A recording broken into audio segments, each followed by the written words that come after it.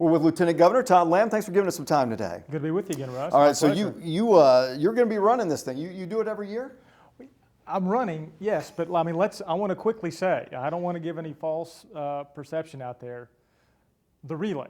Well, let's talk a little bit about that when you first started running the Secret Service, because that was a big blow to the Secret Service. Did they lose more in that single day than they did in any other event? You're exactly right. On April 19th, 1995, it was the greatest loss to the United States Secret Service at any one time in the agency's history. And so first time I ran, I was a Secret Service agent. The Oklahoma City Field Office ran. We had a relay then, and we ran to remember. And last year, my office, you usually have a name on your bib. You're running in remembrance of somebody. And last year, the Lieutenant Governor's office also ran in remembrance of the Secret Service family that was lost.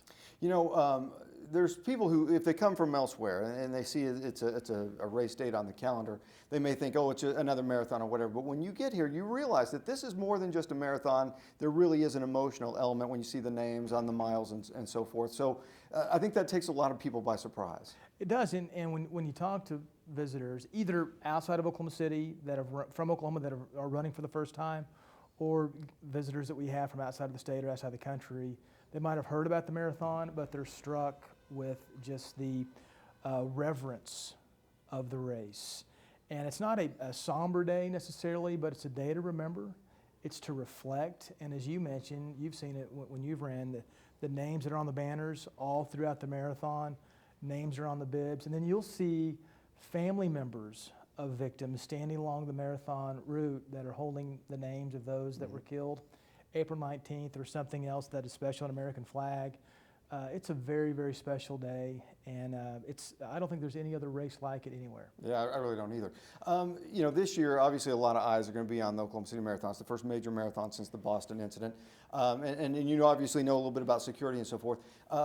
Should people be concerned at all with security and just going out and enjoying the day? Well, concerned about the race, overly concerned about the race? I don't think so. I'm not overly concerned about the race. We have outstanding law enforcement in Oklahoma, in Oklahoma City. I know that they've made very cautious preparations, as they have every year, but in light of what happened in Boston very recently, I know they'll be on the hearts and minds of people. But I feel very safe. I've not been overly concerned about this year's marathon than I have in the past, and I come out, watch the race, cheer people on, come out and remember those that were taken from us senselessly so many years ago, and enjoy the day. Yeah, and that's what you're going to do? Well, I'm going to enjoy it the best I can. I'll enjoy the atmosphere. Yeah.